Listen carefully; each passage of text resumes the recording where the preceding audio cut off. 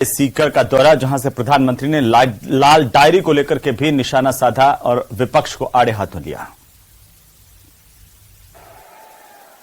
राजस्थान की लाल डायरी, आपने लाल डायरी के बारे में सुना है ना? सुना है ना? कहते हैं इस लाल डायरी में कांग्रेस सरकार के काले कारनामे दर्ज है। लोग कह रहे हैं कि लाल डायरी के पन्ने खुले तो अच्छे अच्छे निपट जाएंगे। कांग्रेस के बड़े से बड़े नेताओं की इस लाल डायरी का नाम सुनते ही बोलती बंद हो रही है। ये लोग भले ही मुंह पर ताला लगा ले, लेकिन ये लाल डायरी इस चुनाव में पूरी कांग्रेस का डिब्बा गोल करने जा रही है। पीएम ने भी, मैंने सुना है कि भाषण दिया वहां पर सीकर के अंदर एक लाल डायरी का। अब बताइए आप, ये जो प्रधानमंत्री पद की बहुत बड़ी गरिमा है, सोचने के पहले उनके बाद में इनकम टैक्स है, ईडी है, सीबीआई है, जिसका पूरा जम के दुरुपयोग देश में हो रहा है। क्या वो जानकारी प्राप्त नहीं कर सकते कि जो डायरी का जो हुआ खड़ा किया गया जानबूझ करके, और जिस प्रकार से एक हमारे मंत्रिमंडल जो हमारे साथ थे मोहरा बनाया गया और 50-60 डायरी लड़ाई गई असेंबली के अंदर। कल मैंने सुना पार्लियामेंट के अंदर भी लड़ाई गई डायरी है 50 तक। तो क्या इतने घबरा गए हैं मोदी जी और इनकी पार्टी? बार बार यहाँ पर आ रहे हैं। वो तो चुनाव के पहले इतने घबरा गए हैं, जनता का मूड देख रहे हैं, जनता क्या सोच रही है उसको लेके इतना घबरा गए कि घबरा बोखला करके अनशन आरोप लगा रहे हैं। उसमें लाल डायरी ले जाके प्रधानमंत्री। तो प्रधानमंत्री नरेंद्र मोदी सीकर पहुंचे और यहां पर उन्होंने सार्वजनिक कार्यक्रम में विभिन्न विकास परियोजनाओं का शिलान्यास किया, लोकार्पण किया। प्रधानमंत्री ने सीकर में किसानों को लाभ पहुंचाने वाले एक महत्वपूर्ण कदम के रूप में 1 लाख से ज्यादा प्रधानमंत्री किसान समृद्धि केंद्र राष्ट्र को समर्पित किया।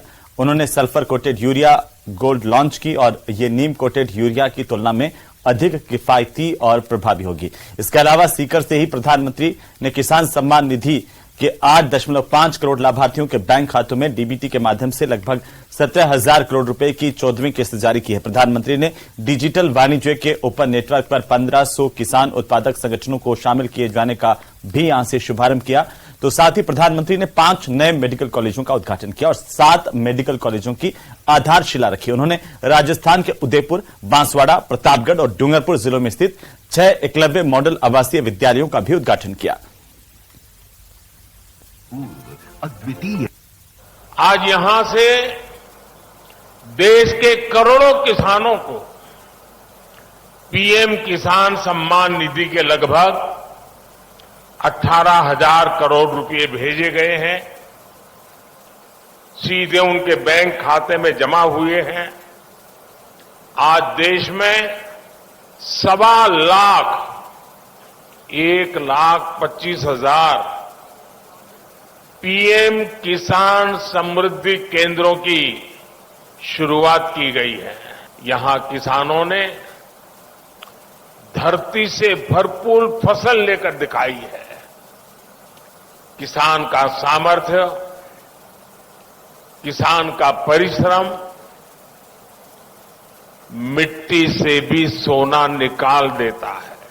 और इसलिए हमारी सरकार देश के किसान के साथ कंधे से कंधा मिलाकर खड़ी है। 8-9 साल पहले राजस्थान में भी केवल 10 मेडिकल कॉलेज होते थे। आज राजस्थान में भी मेडिकल कॉलेजों की संख्या 35 हो गई है।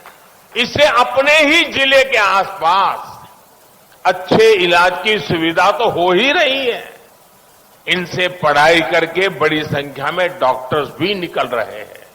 राजस्थान के मुख्यमंत्री श्रीमान अशोक गहलोत जी कुछ दिनों से बीमार चल रहे हैं, उनके पैरों में कुछ तकलीफ है।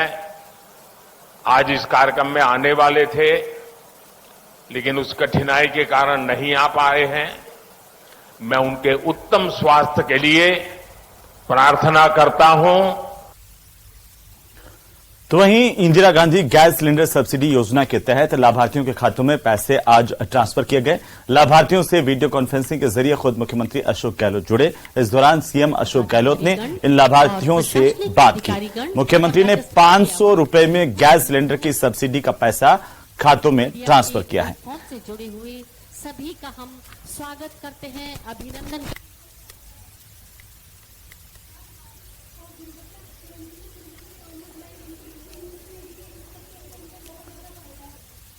तो वहीं इंडिया वाले बयान पर मंत्री प्रताप सिंह खाचरियावास ने जोरदार पलटवार किया। उन्होंने कहा कि बीजेपी इंडिया गठबंधन से डर गई है। क्या कुछ कहा, सुनिए।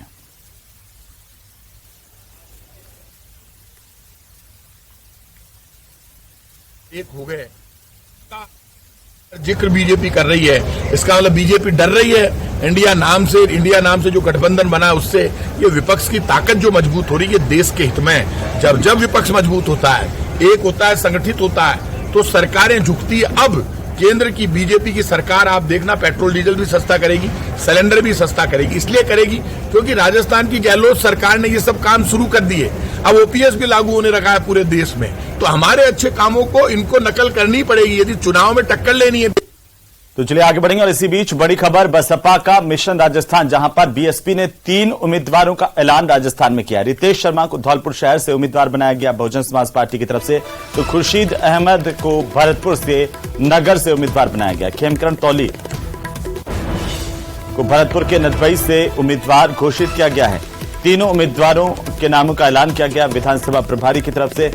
और ये बड़ी जानकारी इस वक्त की, बहुजन समाज पार्टी ने सबसे पहले विधानसभा चुनाव को लेकर के उम्मीदवारों का ऐलान किया है, जिसमें रितेश शर्मा धौलपुर शहर से उम्मीदवार होंगे। बीएसपी के खुर्शीद अहमद भरतपुर नगर से उम्मीदवार होंगे शहर से।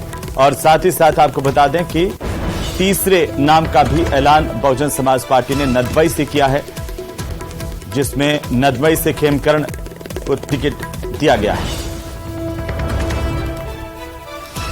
तो चलिए आगे बढ़ेंगे। और इसी बीच राजधानी जयपुर से खबर, जहां पर जयपुर में बारिश कहीं तो कहीं राहत बनकर के बरस रही है। पिंक सिटी में झमाझम बारिश हुई है और बारिश के कारण कहीं गर्मी से लोगों को निजात मिली है, तो बारिश के बाद सड़कों पर जलभराव भी हुआ है। तस्वीरें आपकी टीवी स्क्रीन पर। जलभराव की वजह से लोग परेशान होते रहे। इस बारिश की वजह से ट्रैफिक जाम हुआ है, जगह जगह वाहन चालकों को दिक्कतों का सामना करना पड़ा। निवारू रोड पर सड़कों पर पानी भर गया। गंदा पानी दुकानों में घुसने से दुकानदार भी परेशान नजर आए।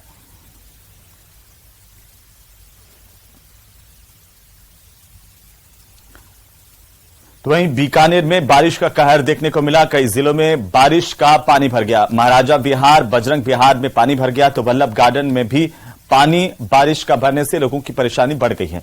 लोगों को बचाने के लिए प्रशासन ने ताकत झोंक दी।